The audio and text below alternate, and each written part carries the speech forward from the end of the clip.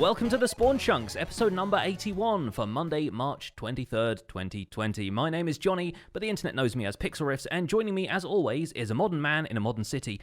It's Joel Duggan. Hi, Joel. A modern city that's about to get dumped on with snow.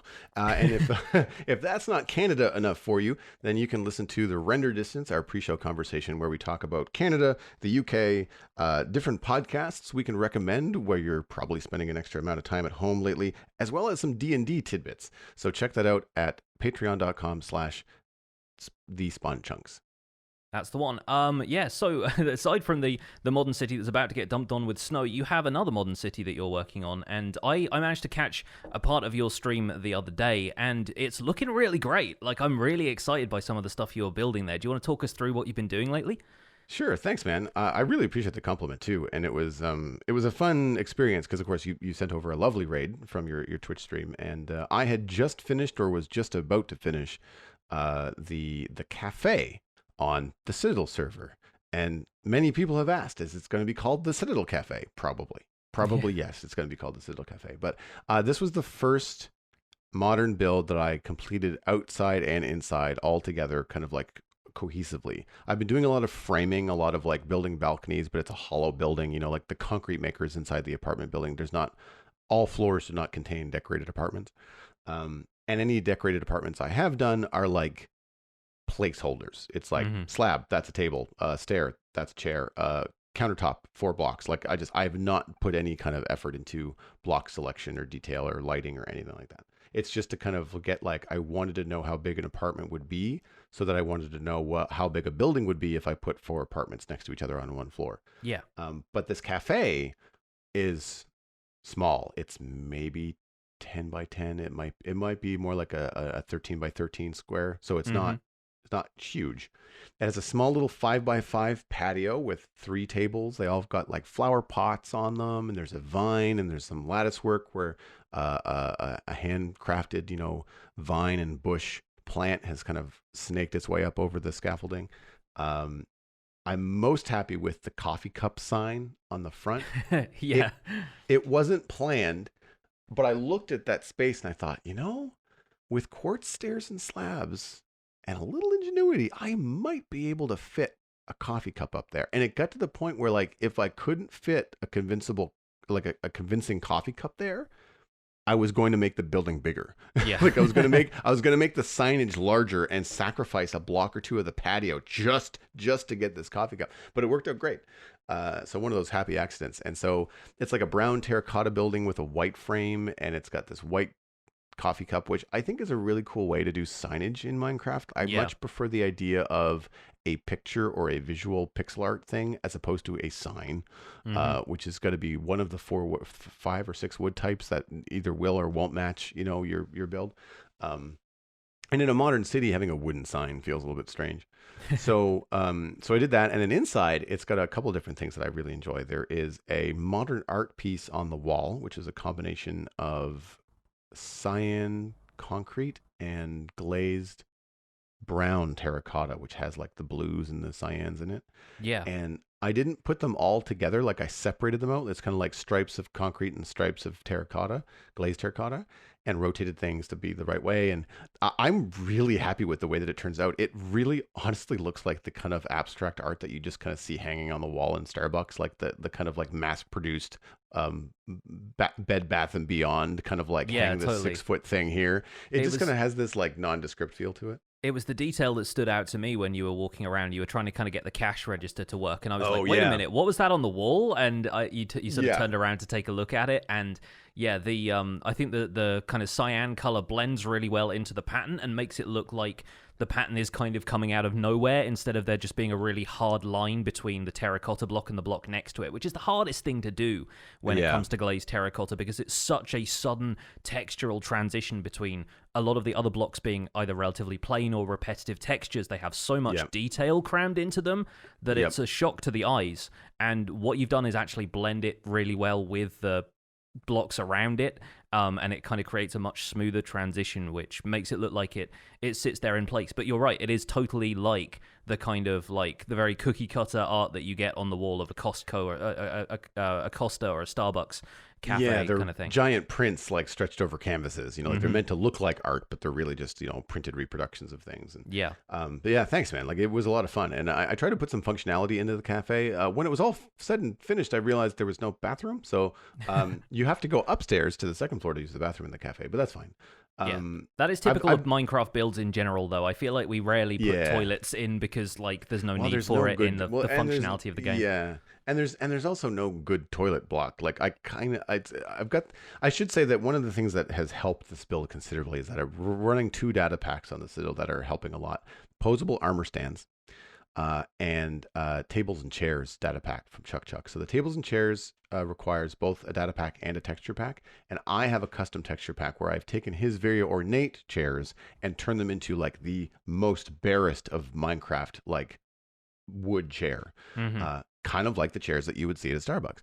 And so those in the cafe instead of pressure plates on fence posts and stairs help it quite a bit. The other thing that I find very useful is that the armor stands, a lot of people would be familiar with them on Hermitcraft. They have a preset thing where you can show the arms of the armor stand, put an item in the hand, and then say, place flat on surface or place flush with surface. And so what I've done is that I've created I've got 2 glass blocks, and then I've sunk the armor stands into the glass blocks with bread, carrots, and kelp in their hands. And it looks like fresh bread and veggies like in a glass case when you go to a cafe. Yeah. And so it just, those little details do really help. I'm pretty proud of the hopper, blast furnace, and brewing stand that's in the background that looks like a coffee maker. Like stuff like that. One thing that I found was really effective is just using plain stone, like regular Minecraft stone. Now that we have stairs and slabs in that, using that for like heating ducts, stove exhausts, fans, like that kind of a thing. Like when you look up in those coffee shops, they're often like exposed ductwork. Yeah. And so like I did that, and I found that really effective, which is really cool, especially with the half slabs, because then it doesn't have to be a whole block, which just looks really chunky. Yeah. And then what was the other thing that I was using? Oh, the loom, the side of the loom. They're not stocked, but it looks like shelving. Yeah. There's nothing on them, but like it sort of gets the idea that it was either a cupboard or it's an empty shelf or whatever. And I was using looms in combination with like the spruce trapdoors.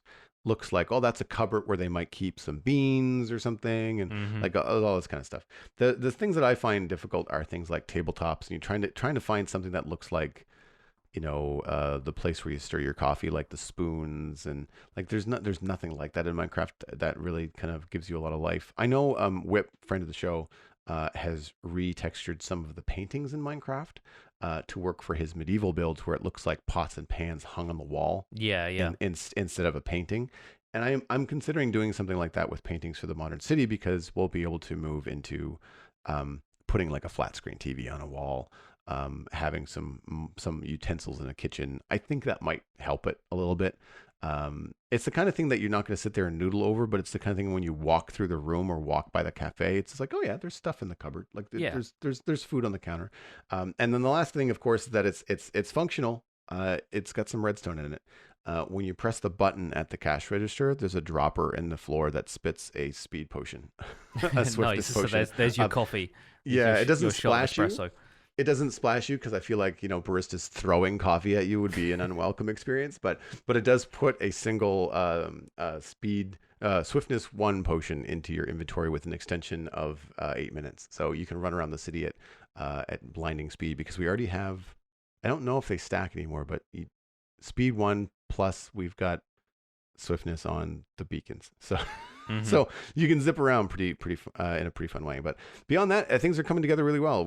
I've moved on to Cosmic Dancer built a visitor center, and she wasn't super happy with it, and she wanted me to incorporate it into the base of this this building. I keep on forgetting what they're called. They're like pedestal buildings. And so now we have a visitor center with a plan to have a map of the city, and I'm excited to do that. We're using real Minecraft maps and putting a great big like map of the city. Like when you walk in, when you walk into this visitor center, you're going to be able to look up, and we're going to use banners and the labeling of banners, which I know you covered on um, the survival guide, to label, like, this is the bank, this is gas busters, like this is the train station, like this is where you can buy fish, like, so we're going to have all this kind of stuff labeled around, which I think should be really, really fun. But yeah, like that was it for the city. It's something that I've been really enjoying. It's very slow. I'm one of the few people building in the city.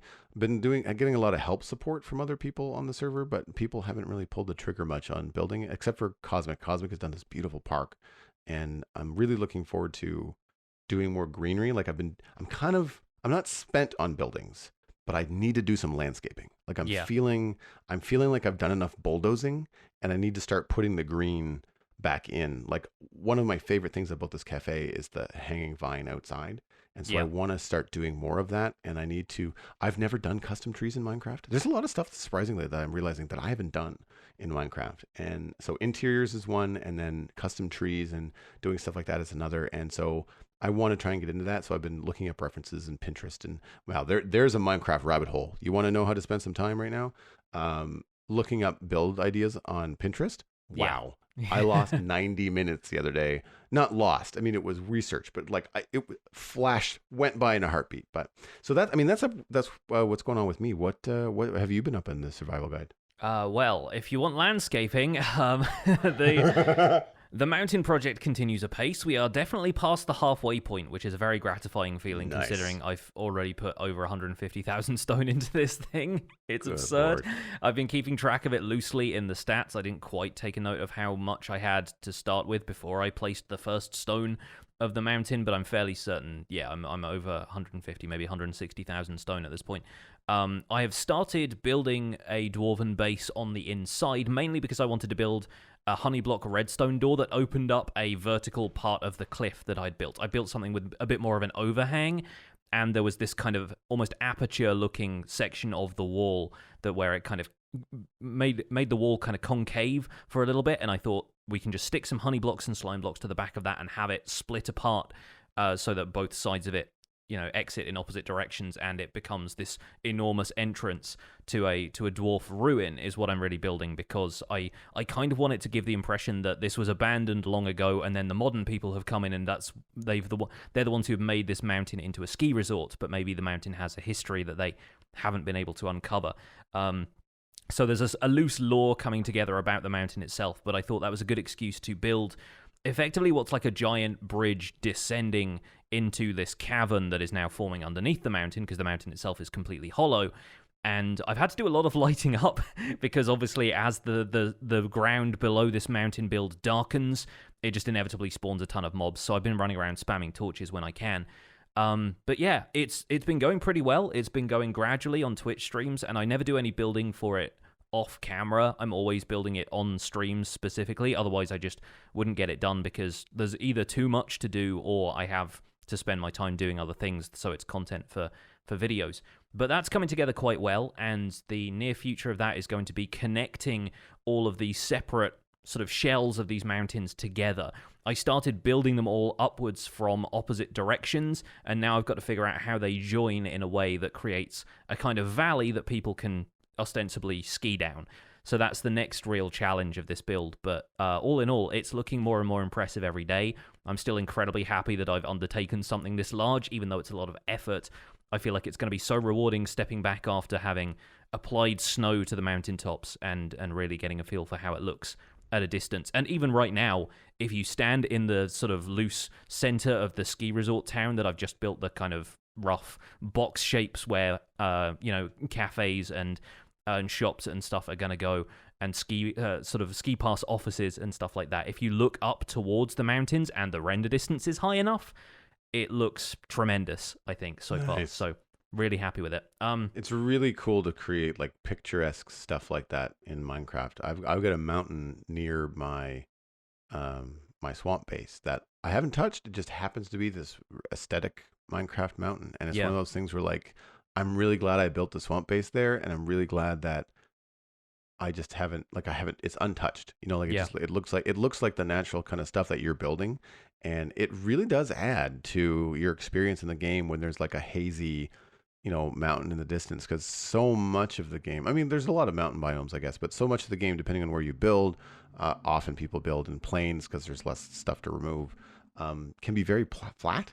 So unless you luck out and your plains are next to a mountain, then you don't have that experience of having that like massive looking thing in the background. Yeah. And having watched some of your streams and seeing it come together, like that's exciting. It's such I feel like one of the things that we have the greatest control over in Minecraft, and I think some of the better builders out there, and I say, better with quotation marks because I know it's all subjective, but like, I think one of the things that you hear often is what you're talking about, which is controlling the player's gaze, and the player's experience. So it's less about oh cool, that's a really cool build, and it's more about like revealing that build when you enter an area, when you walk by the ski offices and you see it out the window, like that, like that's the kind of thing that takes Minecraft building, I think, to the next level because it becomes that more immersive.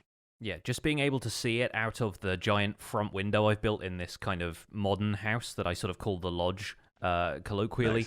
Nice. Like you can now have that as part of the background, and on your left you've got like a nice big fireplace and this kind of open plan living area, and then out of the window on the right hand side you have this massive view of the slope of a mountain in the distance. And It just adds context, I think, is the most important thing, and it's the thing that is kind of lacking from maybe less experienced players' builds, where you just kind of want to plonk down a house here, a house there. You're just building stuff as it occurs to you. You're not necessarily planning out a larger area or thinking about the directions in which your player is going to be walking, and so what you want to see going down specific streets and that kind of thing.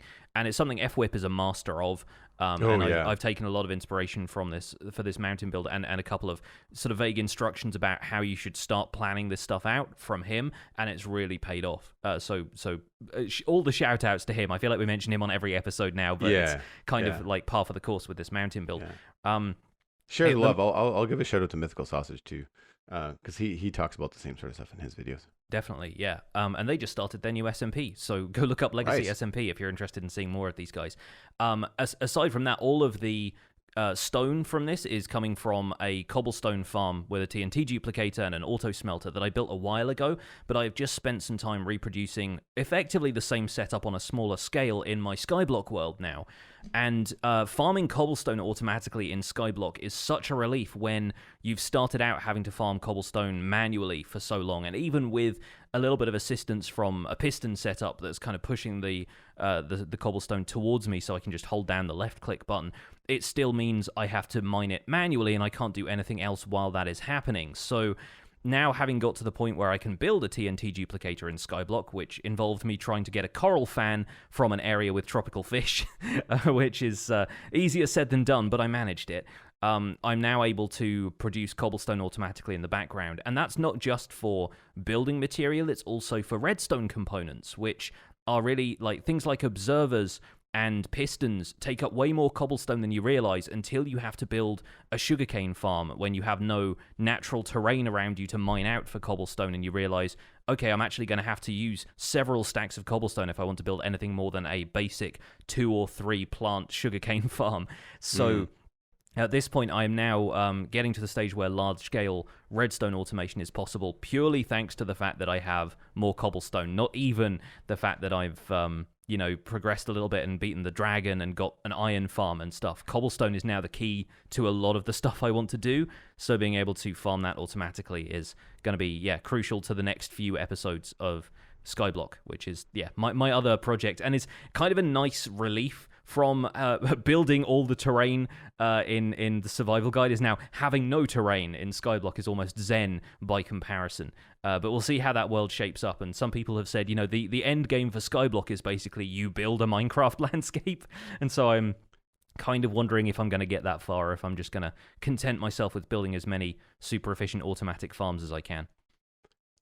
I in one hand I missed the Skyblock play, but I think I enjoyed the early game because I haven't done that in a long time. But once I reached that grindy mid game, I was just like, I've got enough grindy happening in this modern city. Like I don't need to return to Skyblock. And I mean I might go back to it. I might get stuck creatively in the modern city. I might have to do a lot of research on some part and just not be ready to progress. And I might go back to Skyblock because I might be in the mood to play Minecraft, but I might not be in the mood to like research and move to the modern city. So I might get back to it, but yeah, I can see that bottleneck being a thing in Skyblock where it's like I'm much more content in Skyblock to focus on farming and technical stuff. I think maybe because it has that advantage of the void, you know? Yeah. Once you can build farms at the void level where you're getting super fast mob spawns, and if you have say like a river biome that you can isolate to make a drowned farm without having to worry about what height you're doing that's immensely freeing. Being able to farm squid instantly because there are no other ocean areas around, also very cool. So yeah, it's an ongoing progress right now, but it's definitely it's coming together pretty well. I'm going to move us on to the news because we have a couple of things related to the Nether update that we can focus on, and some stuff from this is going to tie into our main discussion for later. So let's kick it off. First of all, some good news for Bedrock Edition players. The Nether Update beta has come to Bedrock Edition as of last Monday. So around the time we were putting out the podcast, they released it for beta play on Windows 10, Xbox One, and Android platforms. A quick reminder that Nintendo Switch, PS4, and I think iOS devices and some other mobile devices that can play Minecraft are not able to access the beta because those platforms don't allow beta versions of software to be distributed. So you're only able to get access to the beta if you're on Windows 10, Xbox One, and Android. A link to the Minecraft.net article about this will be in the show notes, and there's a link that you can click through to from that will explain how to sign up for the beta if you're a Bedrock player and you want to try out these features. But basically, it's added everything that existed in the Java Edition snapshots as of Monday, March 16th, and including polished basalt before it arrived in Java Edition, which it later did in the snapshot that was released later that week. A quick note about the Bedrock Edition Nether update. It's actually going to be numbered version 1.16. The next update was due to be 1.15, but we had a couple of the community managers, including Aubrey Norris, who is at Chupacabre on Twitter, confirming that they are skipping over 1.15 as a version number to basically bring Bedrock version numbering in line with Java. So there's going to be no more confusion about when people are talking about 1.16. What do they mean? Do they mean 2 updates from now or 1 update from now? And I'm hoping that's going to be less confusing for Bedrock and Java players going forward when people are asking, what version is this? And you answer with a number. It's going to make a lot more sense for people. Worth remembering, too, that Java players that bought the Java edition before October 19th, 2018 can get the edition of Xbox, iOS, Android, and Windows 10 for free. Yes, on Windows 10 you can get the download code, which I think we covered in a previous episode, but I'll try and find a link to the page where you can get hold of that as well. I have it right here. Great. So yeah, Java Edition Snapshots 20W12A was released last Wednesday, March 18th, and has added a bunch of features, including a respawn anchor block, which lets you set a spawn point in the Nether. It has to be charged up to 4 times by right-clicking on it with glowstone, but then you right-click on it with anything else in your hand or an open hand, and you set your spawn point there, much the same as right-clicking on a bed does. The respawn anchor block, much like beds do in the Nether, explodes if you try and use it to set your spawn in either the overworld or the end. So it is only possible to set your spawn point in the Nether with this thing. We have the polished basalt that I mentioned in the Bedrock Edition snapshot was also in this Java snapshot. It is obtained by smelting basalt blocks in a furnace, and you get effectively a pillar version of basalt. Warped and Crimson Nylium can now be bone mealed to regrow vegetation, including fungi, making warped and crimson fungi renewable. Hose are now the appropriate tool for sponges and wet sponges, along with some of the other stuff that hose are now more efficient at mining. Bees have been adjusted to only wander a maximum of 22 blocks away from their home hive or nest. Nether gold ore, which was added last week, can be mined with any pickaxe now and will drop gold nuggets, but it still provides a full gold ingot if you silk touch the block and then smelt it. Parrots, which were imitating hostile mobs a whole bunch before, will imitate them less often, and they no longer do so on peaceful difficulty where hostile mobs do not spawn. And a couple of changes happened, one of these being kind of a bug fix, the other one being a a kind of more of a gameplay change. Treasure loot can now only be obtained from fishing if the bobber is in open water. It's a move that's been designed to eliminate the current AFK fish farm designs, which Mojang considered unbalanced. And Sliced Lime posted in the Reddit thread about this, confirming that a 5x3x5, so 5x5 horizontally and 3 blocks vertically area around the fishing bobber has to be clear of obstructions, waterlogged blocks, and blocks above the bobber. So no more kind of tripwires, no more pressure plates and stuff nearby. You can't have waterlogged fences and some of the stuff that was allowing you to create one of those compact AFK fishing farms before. Some notable bug fixes this time around include several non-ticking blocks marking as ticking, which forced the growth algorithm to check chunks needlessly, and chorus flowers, bamboo, sugarcane, and cactus, and other plants of similar types growing instantly when the supporting block was replaced with the same block type. These two combined, I believe, are the things that fix zero-tick farms for plant types like chorus flowers, bamboo, and sugarcane. This was hinted at previously, and the technical community has actually rallied around Mojang to encourage them to fix this kind of thing because it was seen as a little bit overpowered, and so those are now fixed in this update. There are a couple of other notable bug fixes that I thought were interesting, including grass and mycelium previously not decaying underwater. They now do again, so grass and mycelium will revert to dirt if they're at the bottom of a river, for example. And bees becoming stuck wandering to the northwest after completing a task, or randomly if there were large numbers of bees, has now been fixed as well. And that's kind of tied into the bees not wandering too far away from the hives. Also, I think in general, mobs have been less likely to wander in a specific direction now. Yeah, I think it was one of those weird cases where just mathematically that was a direction they were more likely to pathfind in. Mm-hmm. So yeah, that's been balanced out. And it's going to be great for bees as well, because I've definitely noticed when I've been flying around away from my bee farms, there's just a bee out in a swamp somewhere that I'm like, you're not from here. Where have you come from? And it's just like either like they've just decided to pathfind in one direction, or because I've loaded chunks in a certain way, they haven't been able to go back into an unloaded chunk, and they've just kind of continued in the same direction they could pathfind. Mm-hmm. We have some news from Minecraft Dungeon Diaries on YouTube. It's about lore. The Minecraft Dungeons game designer Max Herngren and executive producer David Nissigan, I hope I'm pronouncing his name right, talk about the lore behind Minecraft Dungeons and the challenge of adding that kind of backstory to an open world sandbox IP where traditionally the players have invented their own stories.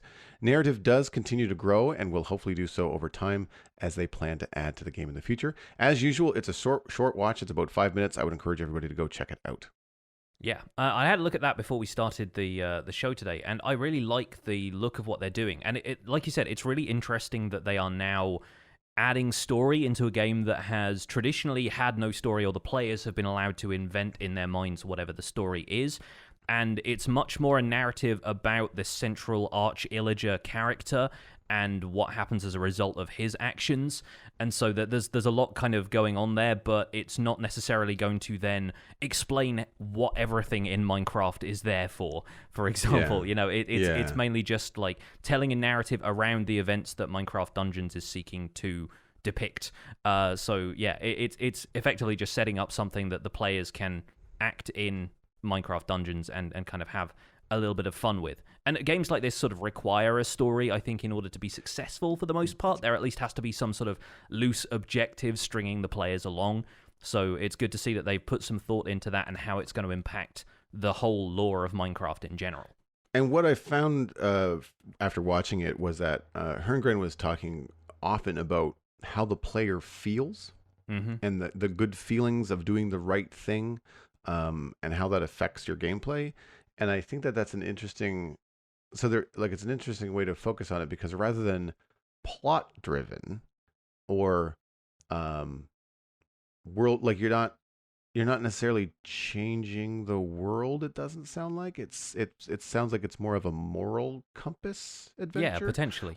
So, which is a good way to do it, because then it affects, it's like they're saying, we're not telling your story. You're telling your story. We're telling the story of the world, but it's the Dungeons world, which it's visually very grand in terms of the feel of it, but then also very narrowly focused on the Arch-Illager.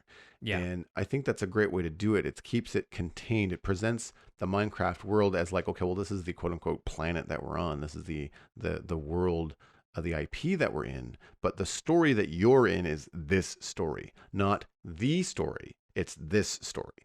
And I think it's an interesting way to do it. It was a cool conversation they had about, like, the parallels between Dungeons and Minecraft. And they actually said that the clearest connection between the two games is actually the mobs. So you're taking things like zombies and skeletons from Minecraft and putting them in Minecraft Dungeons because they're familiar to players. They're going to be operating in the same sort of way. The zombies are kind of moan and kind of like have their arms out and kind of walk towards you and try to hit you. Skeletons are going to try to shoot you from afar. But they had this kind of like back and forth, like, well, if we add new mobs to dungeons, what does that mean, or what could that mean if they were ever brought back to Minecraft? They didn't say they were going to do it. They said, like, these are the kind of questions that we have to consider before we add a mob to dungeons. And that to me was kind of a cool thing. It's like, well, they're thinking about this, but they're thinking about this very carefully, because I think one of the things that they don't want to set the precedent for is, like, if, for example, they take something that's very key, like, I can't remember what it was called, but it's some sort of big redstone monster that we saw in the trailer. If that was somehow brought to Minecraft, it would be very difficult to then separate your experience from Minecraft Dungeons from Minecraft. Like, if you had your entire world built up and you had all this history, but then something from this other game that is so specific to that game is brought into Minecraft, it might affect, well, it's like, well, that doesn't work with my world. Like, that doesn't work with my story. So it seems like they're taking advantage of, or not taking advantage, they're paying attention to that kind of like connections that players are going to inevitably draw, because the games look so similar and they're built on the same sort of IP. And something that I really enjoyed from Herngren's insight was about the end of the game. Now, he didn't spoil anything. And I feel like because they're getting closer and closer to release, this video was the least informative. As of late, it was a lot of fluff talk. Like, they're kind of dancing around certain things. It felt like stuff we kind of already knew. But Herngren did say he hopes players will be surprised and pleased at the choices that they have to make as the story wraps up, but also points towards where they're going next. As obviously Minecraft would like to, or Mojang would like to add to Dungeons. Yeah. I loved how he talked about it. It felt, the story has to me, sounds like it has a lot of heart, which I think is cool.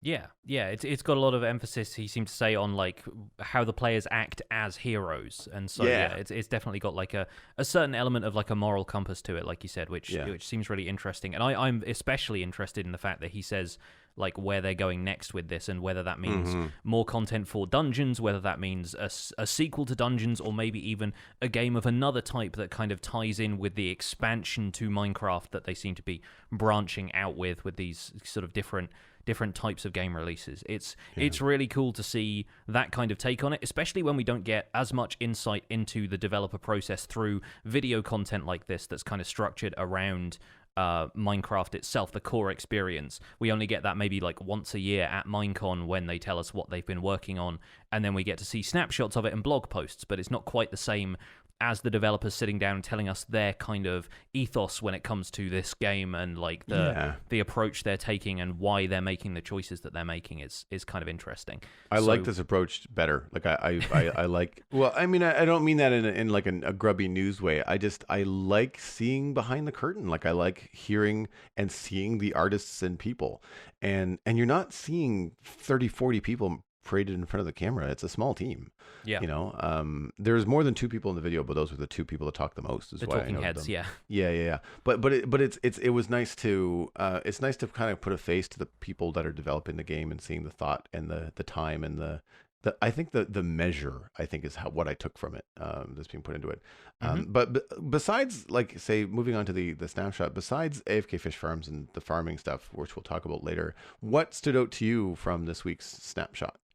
To be honest, the respawn anchor, I think it's a very well-designed block. It looks pretty cool. It's definitely got that kind of arcane symbolism to it in the same way that stuff like a beacon has. And it's well implemented as far as I'm concerned. Like, I like the fact that you set a limited amount of respawns. It's actually pretty smart, because I know for a fact that if a ghast was hanging around your respawn point, you would very easily get stuck in a death loop. You respawn with nothing, the ghast immediately fireballs you, you're on fire, you're panicking, it happens again and again and again. But then once this thing runs out of respawn charges, you respawn back in the overworld again. And it stops you getting stuck in a death loop for more than, I guess, 4 lives, which is nice and kind of well thought through, considering the player could be put in much more dangerous situations in the Nether.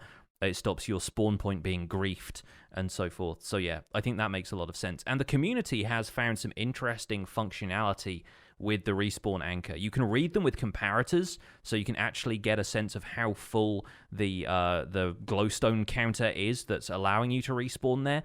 And I was watching a couple of videos where Doc M and the Psycraft guys were mucking around with these things, and they'd created a kind of lives left indicator using redstone lamps and a comparator output from the respawn anchor, and that was allowing them to track effectively like how many lives you had left if you were playing a minigame where you respawn at that spawn point in the Nether. So nice. you can actually use it for functional stuff outside of just, this is a survival thing where if you want a base in the Nether, this is where you're going to respawn if you die or if you return from the end or something like that. You can use it for minigame purposes, which is going to be really interesting to implement in other versions, I think. Well, especially if you build a box around it and you can create your own player lobby in the Nether, right? Like, because you could decorate it however you want. Like, you just you could build a bright white box, like like you've died, and you show up in a bright white room. With the exception of the respawn anchor, and then just kind of go through a portal and go back to the overworld where then you would continue on with the minigame. It's really interesting. Especially if, I guess it's only the one anchor, because I was thinking it would be neat if you could spawn at different ones. Like if you've put glowstone, if you, the player, have put one glowstone in each anchor. Do we know how it works if you put a piece of glowstone in the anchor and I put a piece of glowstone in the anchor? Does that then both of us would respawn once at that anchor? You only set your spawn point if you right-click on it after it's filled up with glowstone. But I think the glowstone is universal, so it's not sort of like an ender chest where it only applies to your specific player. It's anyone who is spawning there is going to use up a charge of it if they respawn there. And it's not just deaths that use up charges as well. If you come back from the end to that spawn point in the Nether and you respawn there, that's still going to consume a charge. That's still going to consume a charge, right? Yeah. So, that's some convenient fast travel then. Yes, definitely. As long as you remember to refill your spawn anchor, then and I think that could be really cool. There is actually some call from the community at this point because the glowstone adding into it doesn't have to be specifically one player. It can be anybody, and it's just whoever's set their spawn point there gets to use it. People are asking if the comparator output can be hooked up to a dispenser, and the dispenser could add glowstone into the thing automatically, so it automatically refills whenever you respawn there without you having to worry about collecting the glowstone up and right-clicking on it. And it remains to be seen whether they're going to act on that suggestion, but I don't see there being too many downsides other than, of course, the perpetual respawn problem if that dispenser stays intact. Well, yeah, and it takes some of the gameplay out of it. Like it takes, it's like having 4 lives, like if it's like having 4 lives in a platformer, and you have to treat those as precious, so I can sort of see it, but at the same time, it would be neat if you're using it for Nether travel as opposed to like a respawn point. Like if for example, like you have something really far away and you set your respawn point at this place in the Nether, and then you travel back, and then to get way 2,000 blocks or 4,000 blocks, whatever people consider far, you go through the end, which is close to you, exit through the exit portal, and then pop up 4,000 blocks away in the Nether, which could be 8,000, more than that, like 24,000 blocks in the overworld. Like that could be really interesting. I don't know how reusable it would be, or if you would, like you said, if you would want to always do that would be a pain in the butt. Forget dying, if you're just respawning thousands of blocks away because the dispenser was continuously refueling the thing. I feel like there could be some loop problems there, but I like the look of it as well. I can't help but feel, I know it's a portal animation just kind of turned on its side on the top of it, and it looks great, but for whatever reason I never thought about it this way, but now that it's in a container, it looks like melted ender pearls. It kind of does. It's like liquid ender kind of thing. Yeah, I mean, I've got a custom texture that I picked up from Jersey Boy that turns my ender pearls purple. They're not green. So it just looks like melted purple ender pearls because I've got that on my brain now, and I just kind of it harkens to like cauldrons from Disney movies filled with like boiling purple and pink stuff with smoke and all that kind of stuff. Yeah. So like I quite like the look of it. I thought the sounds were really neat too. Yes. Yeah. And Jappa, by the way, while we're still on the texture, pointed out that the portal animation actually goes the opposite way to how it does in the Nether portal, and the particles go the opposite way as well. So there's actually like a conscious choice has been made to reverse those so that people don't get confused and think it's a little portal I can jump into, but to kind of imply that it's one way, so stuff comes out of it but doesn't go into it. Which I thought was quite an interesting decision, quite how that bears on the player's kind of immediate assumptions about that block we will see. But yeah, it seems kind of. I still want horizontal portals. Yes, which we had an email about I think a few shows ago. And yeah, one other thing about this, it's crafted using 6 crying obsidian and 3 glowstone in the kind of bookshelf style formation where it's crying obsidian like on the top and bottom. Sandwich. Ice cream sandwich style. So yeah, you're still going to have to trade crying obsidian from pigmen. You're going to have to barter it from piglins in order to get hold of that in the first place. So if you want to access this, it's not going to be something that you can just go and dig up somewhere. It does require you to interact with some of the new mechanics they've got in order to get hold of this next stage of the new content. So it's adding in some progression. It's giving people a reason to barter with piglins. I think that's overall pretty good for the progression of the Nether update. Yeah.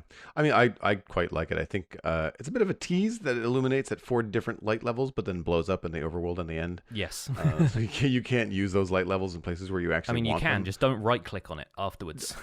Oh, can you? So it does. You can still load it up. Yes, yeah, you can. Oh, okay. It's just interacting with it without glowstone being involved is what's going to blow it up. So yeah, you either have like something that you can effectively detonate at that point, or yeah, it's just an unfortunate accident if somebody happens to right click on it. Just don't build with them in your base if you've got people on your server who are inclined towards griefing, because or even just like have a trigger happy kind of right click, because then they will accidentally right click on that and blow everything sky high.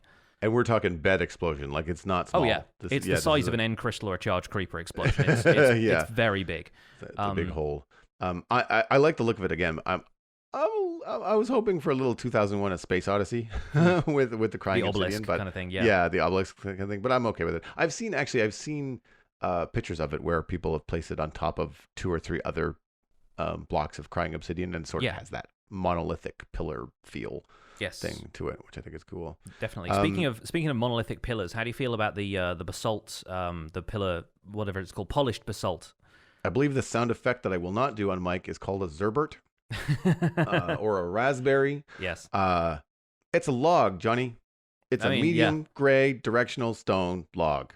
Now, it's a very nice, very well done medium gray directional stone log, but that's not what I wanted. And I'm being selfish here. I get that new blocks are good and new directional blocks create interesting combinations of things, but I was really hoping that this was going to be a dark gray stone block, something with variance that exists in the game, like walls and stairs and slabs. And we might end up getting stairs and slabs yet. However, it operates an awful lot like a combination between a log and carved quartz. Is it chiseled quartz? I think it's basically it's quartz pillar.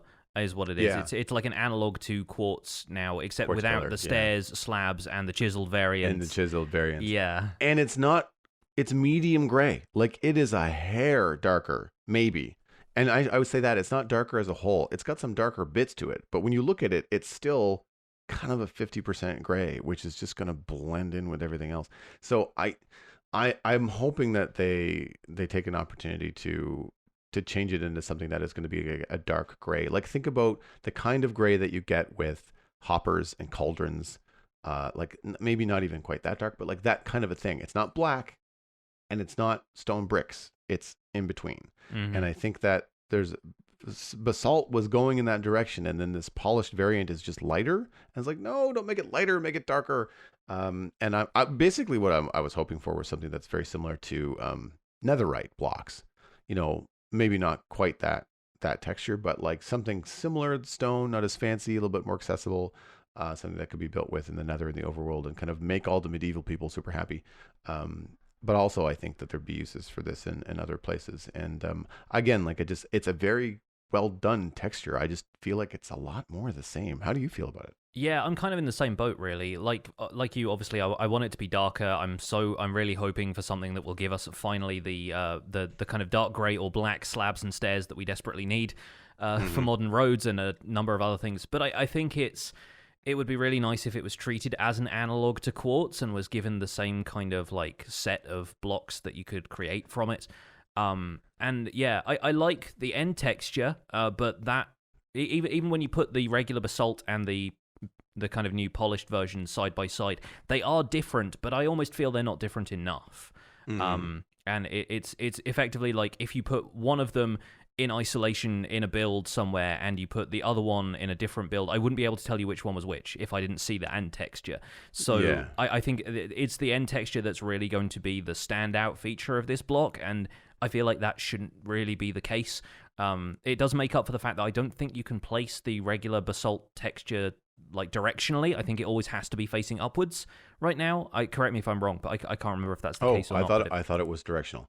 I also don't know. I also don't know because I haven't seen it or played with it yet. But in terms of like actual in the game, but if you stack them next to each other, is it a seamless texture or does it have the dark edges to it that logs do? Like, you know, when you do stripped logs and you place them all in a fence next to each other, you can still see the individual strips. Like you can see the logs vertically. They've got a dark corner. It's a way to make the box look rounder. But if this one definitely still has the dark corners as well, so it sort of looks like a slightly more burned at the edges acacia log right now. Yeah, exactly. And this is what I mean. Like, so it's directional, but it's directional with you can only place it in one direction. Like you can't. If the directional blocks did not have those dark edges, then they would be more versatile because then you could put them in a floor all one way, and you could say, oh, I want to have it be like a flat texture, like it looks like a polished piece of granite or a countertop, you know? Yeah. Or, but you can't do that if you have more than four of them together, because then you can see the seam down the middle. And so like that, so it's one of those things where like, I thought the idea was to create blocks that are more versatile when you're creating the basic big square meter by meter blocks. Yeah. And I feel like in a lot of cases we're getting very narrow scope stuff. But again, like this is the point where we get, you know, an opportunity to send creative and constructive feedback. So that's my feedback. Is like you make it make it more useful and not so single case. And I agree. It looked like it. You're right. It looked like a petrified acacia log. Yeah. I will quickly follow up because I just look it up on the Minecraft wiki. You can place the regular basalt directionally. It just doesn't form that way in the natural terrain generation. So when you find one of those basalt columns, all of the blocks are kind of facing vertically. The end textures are either up or down, but once you mine it, you can place it however you want. That was just me misremembering because I haven't really played around with it much. I've just seen it a couple of times in the snapshots and gone, oh, that's kind of cool. Yeah. One last thing about this, really, I'm very happy that fungi are renewable again. It's a very basic fix for that, just allowing players to bone meal the terrain and grow the roots in the crimson and warped biomes, but also the fungi will pop up occasionally, not every single time, but it's about as common as when you're trying to get flowers in a plains biome and you just right-click a few times so you can get a poppy or a dandelion to show up.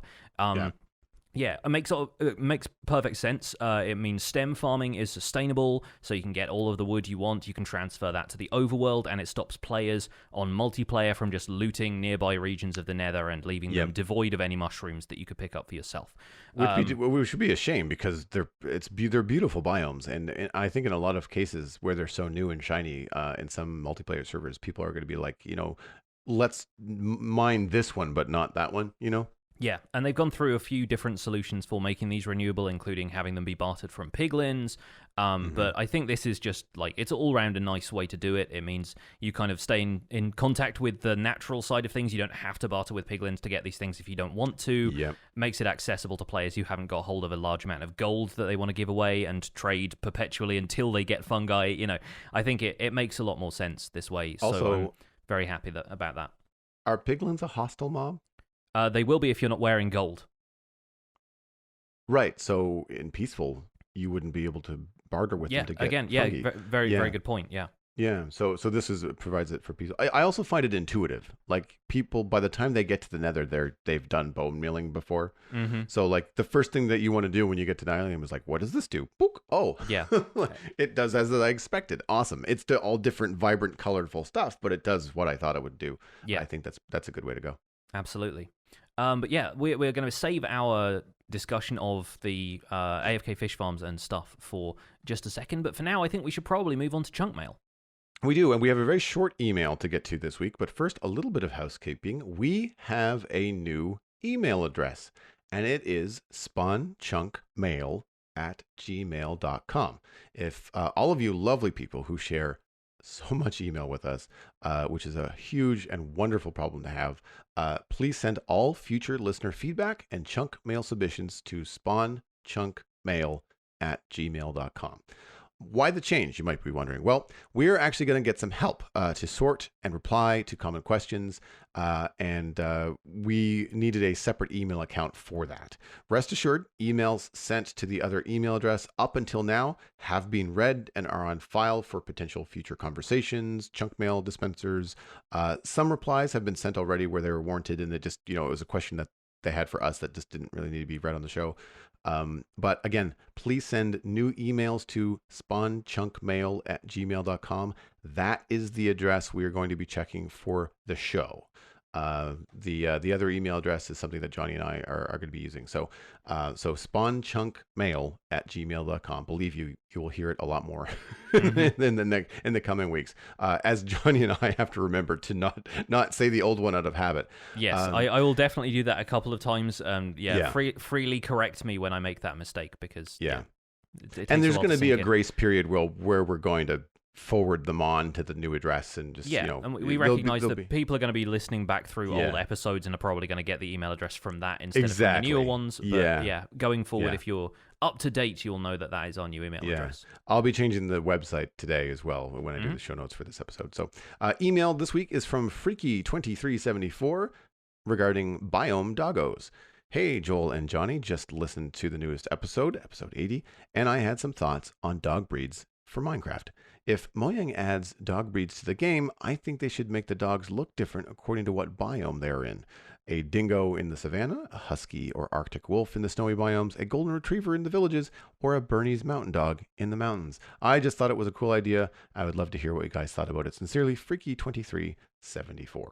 I thought this was a really fun idea. Cats are currently random, not often a gameplay mechanic I enjoy in the game, but villager type varies based on where you breed the villagers. So if you want swamp villagers in that swamp garb, you have to breed them in the swamp.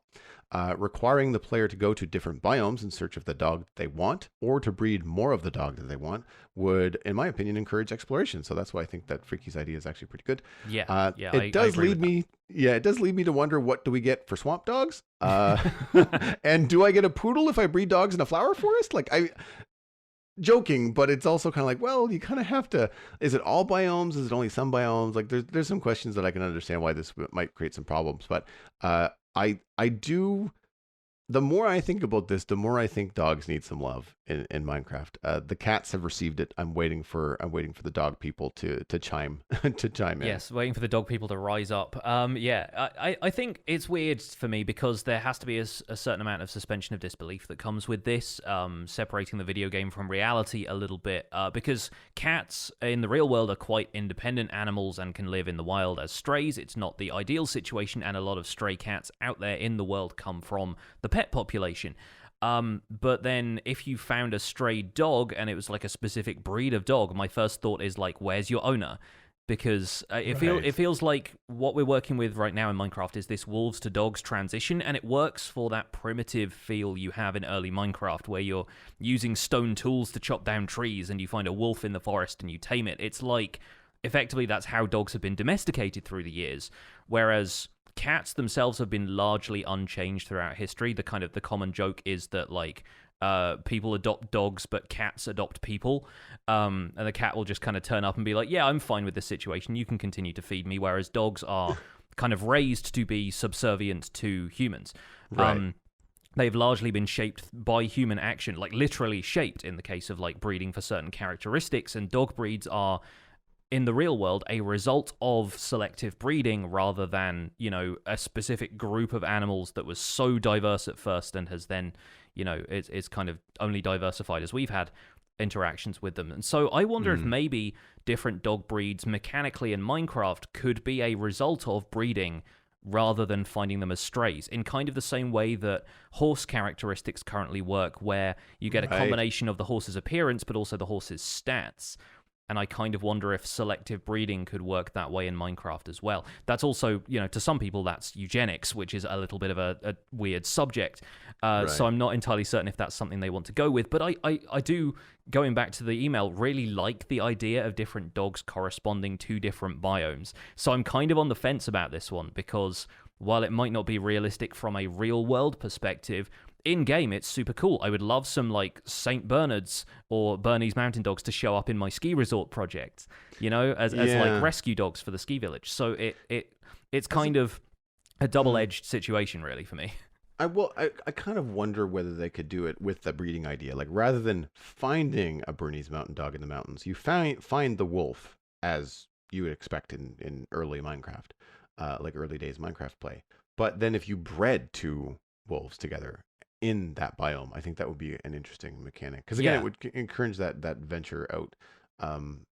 I don't know if we want to get into crossbreeding. Like, if I breed a wolf and a pig, do I get a pug? That would be. There's so many odd combinations. There is some odd combinations, but we're also talking about a world that has phantoms and shulker boxes. So I don't know.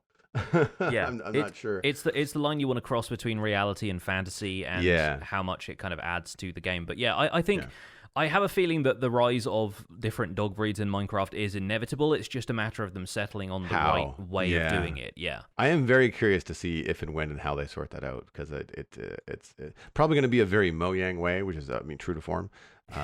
But and I guess they would. They've set the precedent now. Somebody's dog has to be in Minecraft, right? Because Scar's cat Jelly. Yes. Yeah. In there. So. Yeah, dog owners, let us know. So thanks for the email. I really like that. And you sort of saying what kind of dogs do we get in different biomes has made me think, what does a nether dog look like? If we're looking at the nether update right now, does it have 3 heads? What does a dog from the end look like? This sort of weird floating dog or something, a dog that teleports everywhere. They do already, I guess, if they're following you. But certainly pause for thought, no pun intended. Without that, though, I think it's probably time to move on to our main topic, which is what I'm calling the rise and fall of zero-tick farms. Although we're going to be discussing zero-tick farms changing, fish farms, and a little bit of the other associated kind of stuff that is lumped in with these as a category, looking at gameplay exploits that may not be intended mechanics but are still used quite heavily in the current technical game. So let's do a bit of our own background with these. Do you use zero-tick farms or AFK fish farms very much? Do you use stuff like TNT duplication? How common is that with your day-to-day gameplay on the Citadel?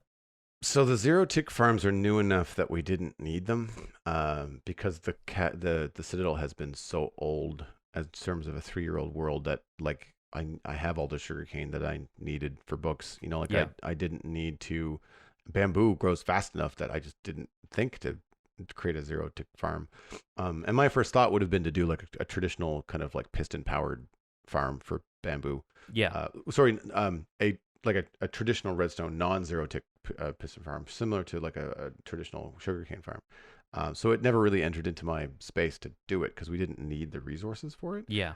We also have a couple of we have a couple of double blaze spawners, so I don't need bamboo for smelting either. Now, for fish farms, I built one. I remember wrestling with it, but I also remember wrestling with villagers before 1.14 and thinking I don't have time for this. I'm going to build an AFK fish farm. I've been thinking about it, whether or not I should or not, blah, blah, blah. But I'm done. I need some mending, And so I built an AFK fish farm in my swamp. It was next to a zombie spawner, so I was AFKing for the zombie as well as, doing some AFK fishing. I used it for 4 hours. I know for sure I may have done that twice, but the pure volume of stuff that I then had to sort through and utilize meant that I didn't have to use it since. Yeah. So I've got I want to say it's like 2 walls of 12 chests on each wall, 12 double chests on each wall. Now, some of them are filled with crap that I don't need. But like, the pufferfish came in handy for when we cleared the Guardian Temple, the Ocean Monument. I don't think I've crafted a new bow in ages because whenever my current bow breaks, because I don't use mending on my bows, I just go back to my fish farm. I grab 3 or 4 of them. I go to the Enderman farm, grind up a bunch of levels. I just combine everything until it's a full powered, whatever bow I want. Mm-hmm. And I'm slowly and surely going to run out of that eventually. But I'm at a point now at endgame where I can just build a bow and enchant it and probably get where I want to go anyway. So it's like it's 3 sticks and a bit of string. It's not expensive. Yeah, no, exactly. And so I don't necessarily need all of the things. And now with the way that villager mechanics work, you can set up and selectively, I would say almost to a point where it's just as overpowered as AFK fishing. With the point that you have to be engaged in the game. You can't do it when you're not there. But yeah, like the fact that you can get a mending trade for 1 emerald reliably is, I'm on the fence more about that being overpowered. Yeah. I agree that zero tick farms for the fishes and for the plant growth that were outlined in the changes this week in the snapshot, I think they're OP. I think that it makes sense for content creators that have limited time, and like if you don't have to spend hours and hours making a giant bamboo farm to make your super smelter, which is the real prize of the video, it makes sense to use a zero tick. And if I was doing that kind of stuff, I would be using them too. But I also I can see where Mojang is coming from. I also appreciate the fact that they're not just wiping out zero tick altogether, right? Yes. They're just changing how it affects plant growth and how fish farms are working. It's not just a blanket nerf. It's a very selective. Well, this is what's wrong with it, and people are doing some really cool things with zero tick farms, but we don't necessarily want to take all of that from people because they're not really breaking the rules. They're using the in-game mechanics to their advantage and doing something quite useful. Yeah, the super fast piston movement is not what's going away. No. It's the bug that was forcing a growth stage to happen to any adjacent plants or any plants which had those blocks removed from underneath them. Which actually included the new weeping and twisted vines that you're finding in the Nether now, right? In the snapshots. So that was kind of significant as well. By the way, this also affects so-called shaky sand farms, which are another way of growing this stuff. Effectively, the thing that is changing is the growth updates and the plants checking nearby blocks in order to decide whether or not they can grow and needed to grow, I think, is how it works. The bug reports are in the show notes once again. And yeah, I have definitely used my share of zero tick farms. I mean, right now, all of the stone that is coming for my mountain project is coming from a cobblestone generator using TNT duplication, and then the furnaces that are smelting it down into natural stone for me are bamboo generators, which are all zero tick things. There's 4 of them all working in tandem, providing bamboo to maybe 12 furnaces. Bamboo is the least efficient fuel in the game.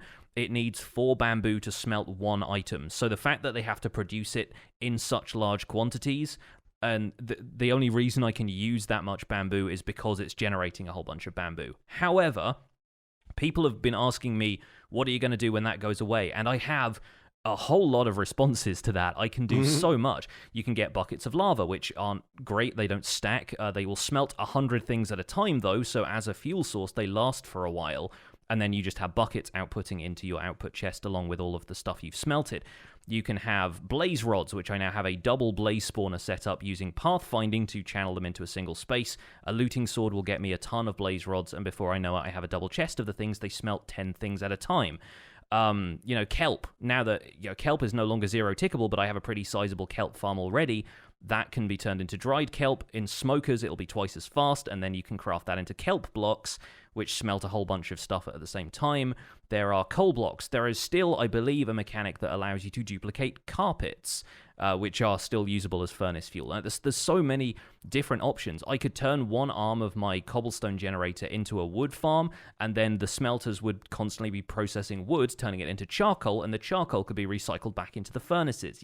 There's so many different things, and so just the fact that zero ticking stuff is going away, it's an adaptation. It's not a remove. It's like I have to work around the problem, and that is a fun challenge for me, rather than it just being like, well, I'm going to take my ball and go home now because these zero tick farms are no longer possible. Yeah, working around the challenge is gameplay. It's exactly content, right? It's giving you stuff to do. Yeah, if anything. Yeah.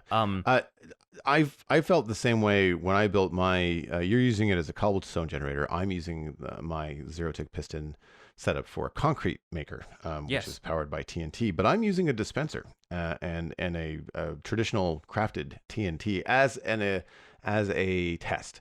I know that the Citadel is not as busy as other multiplayer servers, and I thought, well, I could just build a TNT duper, but I've not done that before. It looks really complicated. I really don't want to blow this thing up.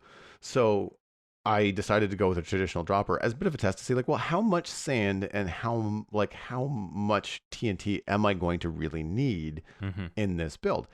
Turns out it's a lot. You have to. My last test was 8 stacks of concrete powder, which is virtually lossless. It was a double test. I was testing for the farm for loss as well. So I smelted, or I didn't smelt. I turned all 8 stacks of concrete powder into concrete. There was already a bit of concrete in the maker, and then there was a bit of concrete in the maker afterwards. So I kind of took that as like a round up into 8 stacks. But it used between 24 and 26 ignitions of TNT. Yeah. And there's 4 bits of sand in every TNT. Yeah. So like that's adding a lot of sand to your already sand heavy concrete. Yeah, not to mention that gunpowder is also used for fireworks, which are used for elytra flights. So there are so many reasons to have like a high output gunpowder farm. Yeah, which I'm fine with. Like a high output gunpowder being renewable is fine. It's not the gunpowder that I'm worried about. It's the pain in the butt of going to the desert and spending like the first 90 minutes of my next stream just bucketing sand like that. I mean, it's a fun way to chat with the community, but it's not how I want to play the game. And so I'm probably going to, as the city expands and I realize just how big these buildings are, I'm probably going to install a TNT duplicator. And I couldn't find the quote, but you did for me because my Reddit was down this morning. But Slice Lime had said in a Reddit thread, we're a fair ways off from that regarding removing TNT duplication, while fishing farms and zero tick farms were pure exploits that didn't need replacements, lily pads aside.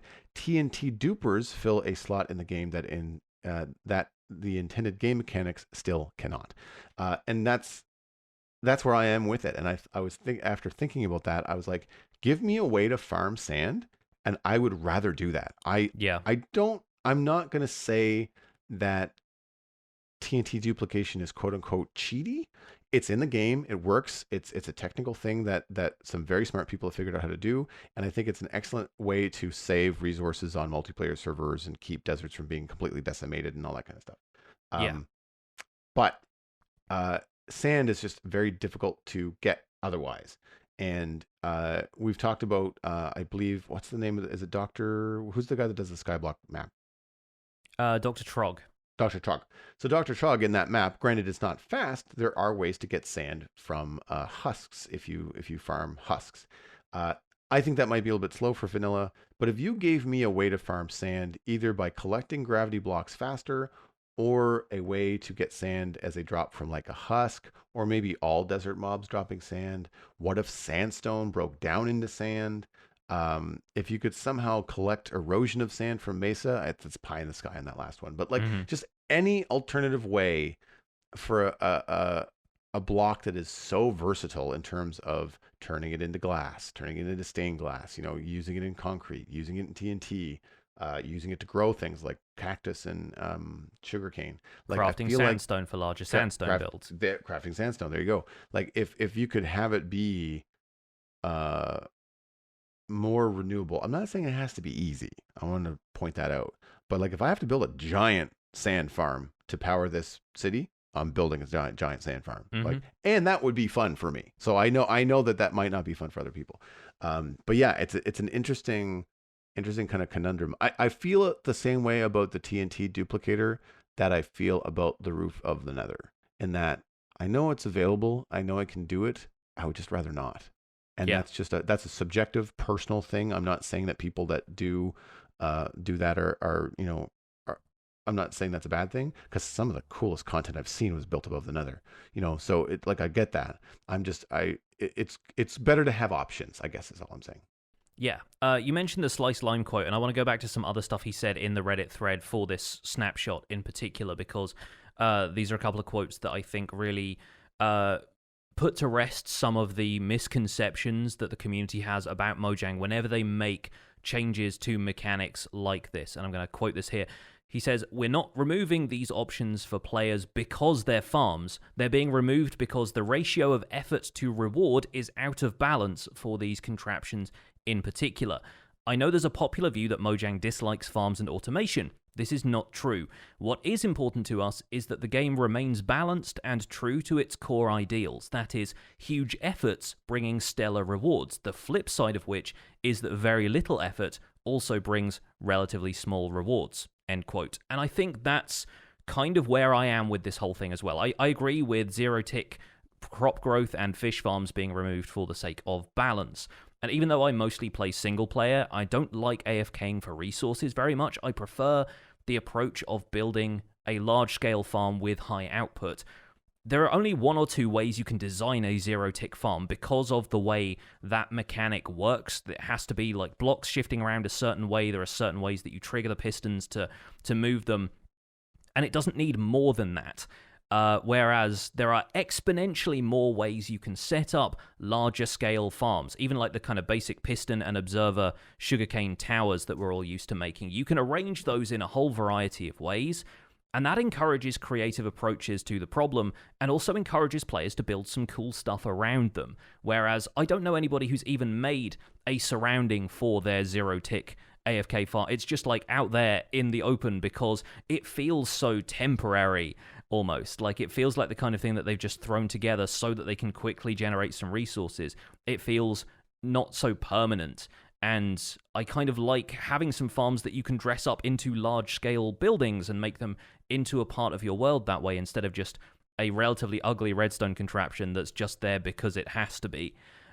So I'm kind of much more in favor of people finding creative solutions to these things, and I agree that the output is absurd for the relatively few amount of resources you're putting into it.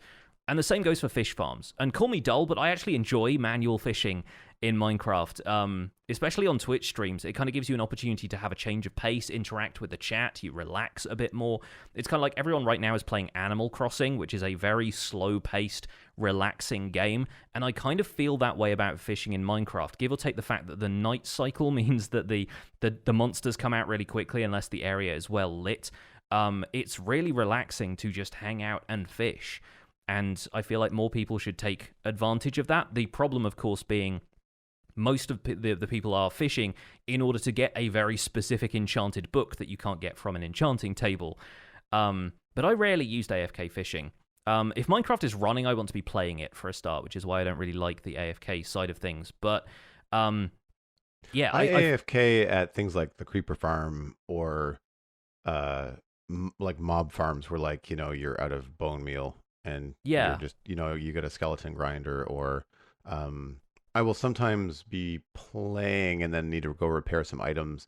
I usually do this on stream now, but as a way to chat with the Twitch chat. But like if I'm going through some stuff and doing some background back when I was, doing some more play off Twitch, doing the dishes, I would park myself at the spider spawner or the Enderman farm and fix my stuff, but I would just like walk over to the computer every 5 minutes, just like click the mouse just to swipe the sword, stuff like that. But I'm the same way. Like